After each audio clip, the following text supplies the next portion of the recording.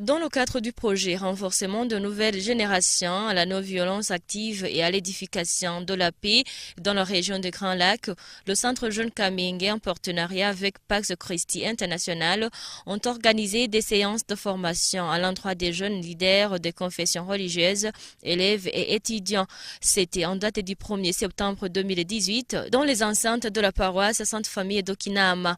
Les participants à cette formation ont eu l'occasion de suivre quelques enseignements, entre autres les types de violence, la pyramide de Maslow, les 6 piliers de la violence et de la paix et bien d'autres. L'un des formateurs a précisé le but de cette formation.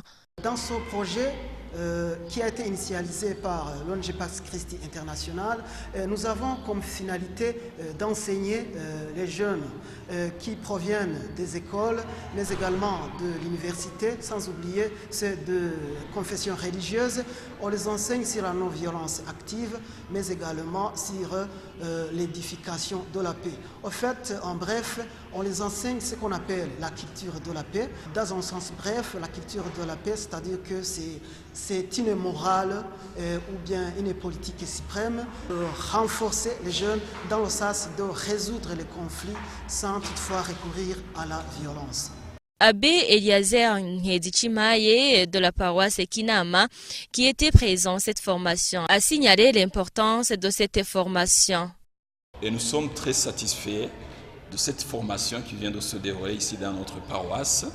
Et il y a quelques jours, on avait organisé, et c'est dans notre habitude chaque été, et les enfants, les élèves sont en vacances, on les regroupe, on les rassemble pour qu'on puisse partager les joies et les peines, partager ces moments de vacances en leur donnant des conférences sur la non-violence, et sur le patriotisme.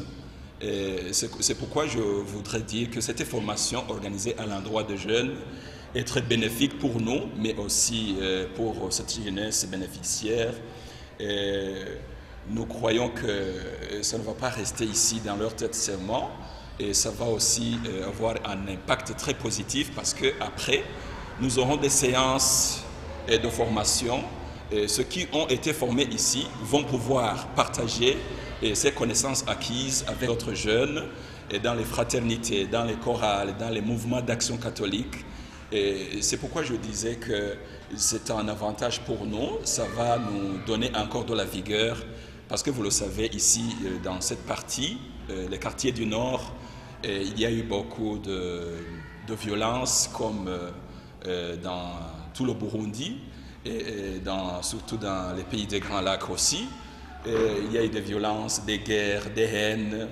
Et je crois que quand on enseigne à la jeunesse la paix, les valeurs de la paix, la vérité, la justice, la dignité, le pardon, c'est ça. Je crois que ce sont des piliers et qui pourront nous aider à aller de l'avant, à avancer, à avoir un Burundi apaisé, un Burundi respectueux, un Burundi qui est tranquille, parce que, vous le savez comme moi, nous avons besoin de toutes ces forces neuves pour que nous puissions bien avancer.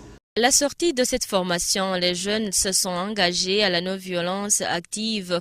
Vous saurez que de telles activités sont en train d'être réalisées dans 3 pays, à savoir le Burundi, la République démocratique du Congo et le Rwanda, et vont durer 3 ans.